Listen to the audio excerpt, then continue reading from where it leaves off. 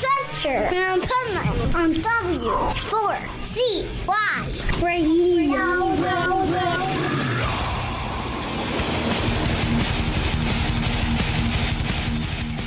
This is Pipeman here on the Adventures Pipeman W4CY Radio, and I'm here with Brady from ENMY. Nice. You're not my enemy, though, right? No. Okay, no. Good. I don't think so. I just want to make sure. Is anybody your enemy in here? I don't know. I've seen some pretty mean comments online. I know, right? That person over there riding a Huffy bike, they're your enemy. Exactly. Now I broke character. Jesus Christ. So here you are at Louder Than Life. Yep. Hiding in here as a storm is about to come for another Code Red, second of the day. Oh, man. Yeah, we were worried. So we were sitting, they told us to go out to our van. We thought our set was going to be canceled. So yeah, we were sitting out there, and our guitarist, he was like, dude, this is crazy. Like, we haven't played any shows this year. This is going to be the first one. Because, so we're from Cincinnati. Right. There's a radius clause. And first time playing, we didn't want to ruffle any feathers. So we're like, this is going to be our show. Like, we're going to come out. We're going to show out. So he's like, dude, this is horrible. But the skies parted. And they brought us in. And it was great. We played one song.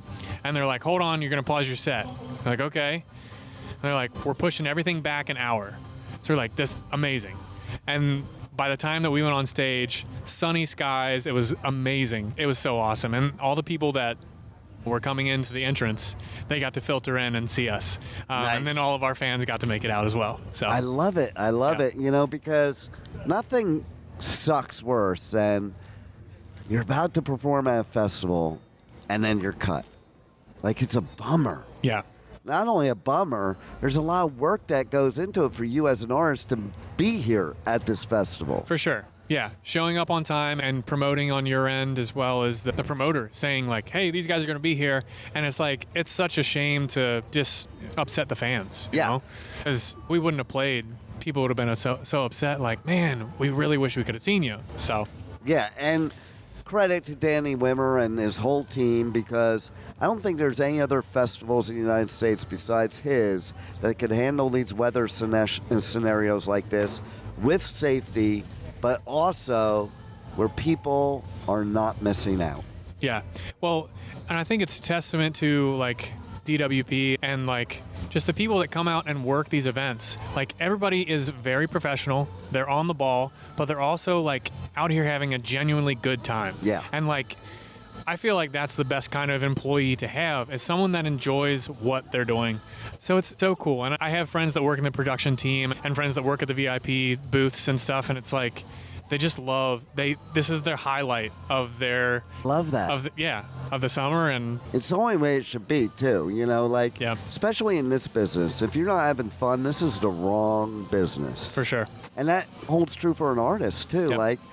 And you can tell. You see an artist up on stage, you can tell if they're having fun or if they're, going through the motions. Yeah. So tell the listeners a little bit about who you are as an artist and about your music for those that are not familiar. Yeah. So I sing for the band ENMY. My name is Brady, and we're from Cincinnati, Ohio. And we're kind of like a blend of nu metal and metalcore.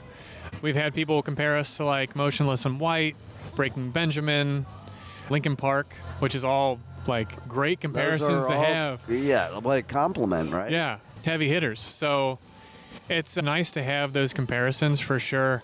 If I could paint a picture, like a visual representation of what we are, I like to say that we're kind of like a fallout shelter inside of a church. So it wouldn't be out of the norm to hear, like, synthesizers or strings or, like, guitars and bass and drums. So it's like we try to incorporate all of those things and put it together in a way that's, like, fresh and new. And I feel like as we progress as a band, we can experiment more with that. And you know what I love about everything you said there? First of all, the word experiment, because I think that is the key to being an artist. If you're a creative, you need to experiment, and that's where you get the great stuff. But more importantly is having that passion that you obviously have for the music and really knowing who you want to be as an artist opposed to what people want you to be. Yeah. I think that's a big part of it, is just experimenting and finding out. Always be on a pursuit of finding out who it is and what you are. And I think that might be an issue with some of the other groups that are just starting out. It's like, don't pay attention to like, oh, you sound like this band. Oh, we need to start writing stuff like this group or like that group, or we can't do this. We could never do this. Don't pigeonhole yourself. Just go out there and do what comes naturally to you. And I feel like that's the difference that separates most of these bands that pop off and rise to the top, is they're not afraid.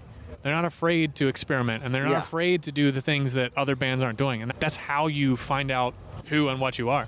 Oh, 100%. And then fact of the matter is if you're true to yourself as an artist, your people will come. Whereas if you're not, maybe some people like you for a little while, but then they realize you're not really being altruistic and they go somewhere else. For sure. No, that's a great word. Right? Yeah. It's so important. And I think it's important for your soul as an artist. Like, for sure. I can't imagine any artist sitting there and playing music that they're not into and isn't their thing. Also, I loved how you described the fallout shelter.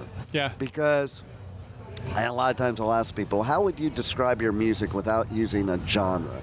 Because I think genres are bullshit. It just creates division. It creates boxing in an artist. And I think an artist should just do whatever they feel. And if this song they want to be metal, and this song they want to be this, that should be their prerogative. It's a scary thing to do, especially when you have a lot on the line. Like some of the bigger artists, they can't afford to experiment. They can't afford to. There's so many people that are like, I know you for this kind of music, or I know you for this sound, and if you deviate from that, like, you're I'm stuck out. There. So, yeah, hopefully, I feel like our fan base, with the experimenting that we've done, I feel like everybody's on board. So, yeah. Hopefully. The fact is, like you mentioned, all different things, and I think it is. Music is like, you just put a whole bunch of ingredients in that you want to put in, and the final product makes you unique, because that's the problem nowadays, especially in certain micro genres of metal. It's like, I feel like they have to use a formula, and this is how you need to sound, but you really don't.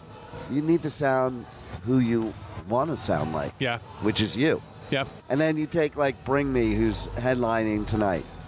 Ollie got a lot of shit for changing things up and not being a purist deathcore. And meanwhile, what he said in an interview was, why do I want to write the same song over again? I get it. I'd be bored as shit. Yeah, for sure.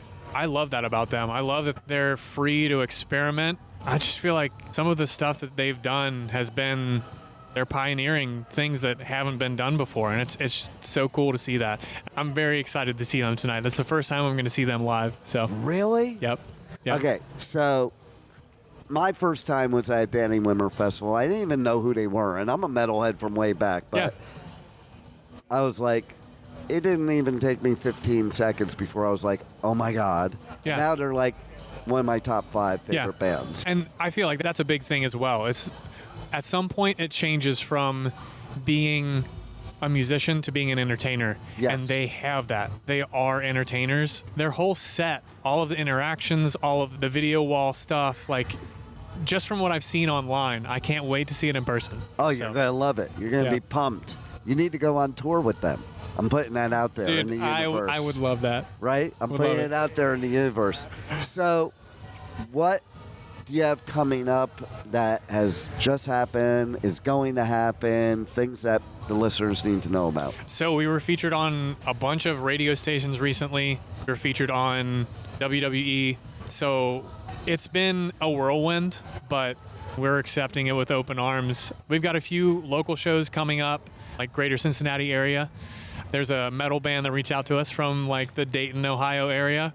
And we've got 2 other bands from the Dayton, Ohio, well, that scene. So it's going to be cool. But yeah, I mean, we're open to more shows, and I think we're going to pick things up this coming year. So I love it. And so how do people reach out to you on your socials, on your web, buy your merch, all that stuff?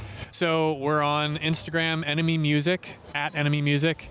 And then you can find us on Facebook as well, ENMY Music.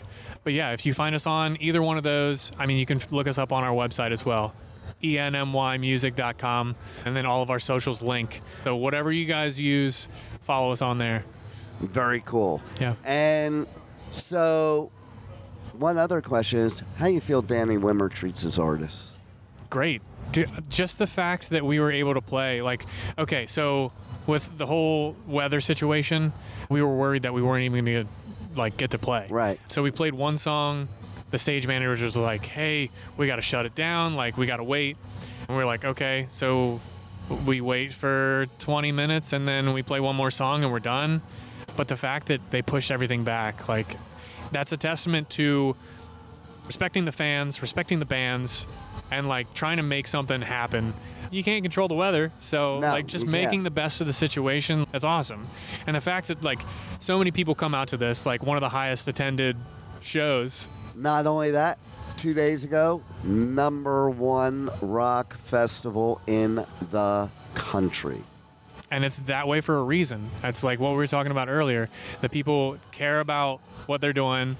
Like, we were playing in our tent, the Big Bourbon bar, and the bartenders were turning. They were like, yeah, like throwing up the horns, Nice. like rocking out with us. I'm like, that's awesome. I like love that. people that are genuine fans of the stuff that they're, it's like, that's what it's about. Totally. So cool. And what was it like being involved with WWE?